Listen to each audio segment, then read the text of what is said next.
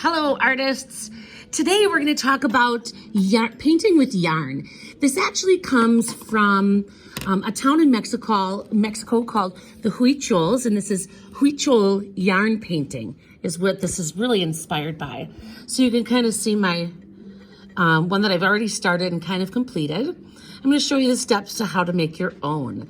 What you're going to need is some hardboard, whether it's cardboard or if it's like railroad board, something that's a little bit sturdier because we're going to be using a lot of glue.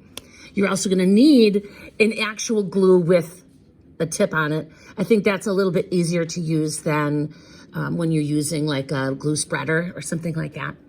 Of course, we need our yarn. We're going to need a pencil. And I like to try to use a palette knife because it helps me push that yarn in place as we go along. So my first step was to draw a design. This is just going to be like a little bookmark, and I'm keeping it rather simple. The more details that you add, the more difficult it's going to be. So I suggest that you kind of start simple until you really get good at this, okay? Now what I'm going to be doing is essentially drawing lines with my glue.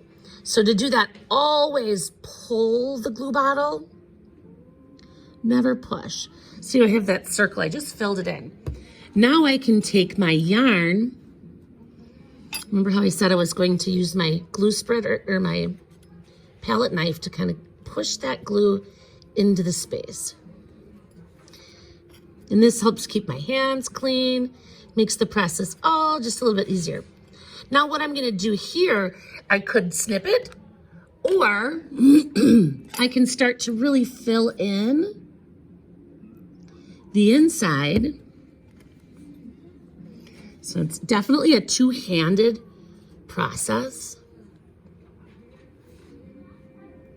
It gets really kind of addicting as you go along and start filling in these little spaces.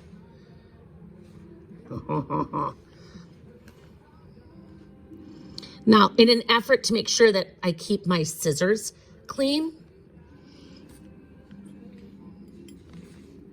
so did you see how I just kind of prepped my yarn so I'm not like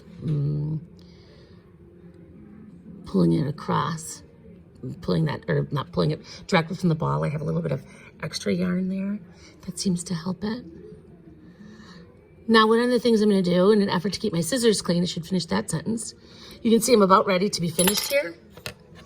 Before I quite close it off, I'm going to snip it.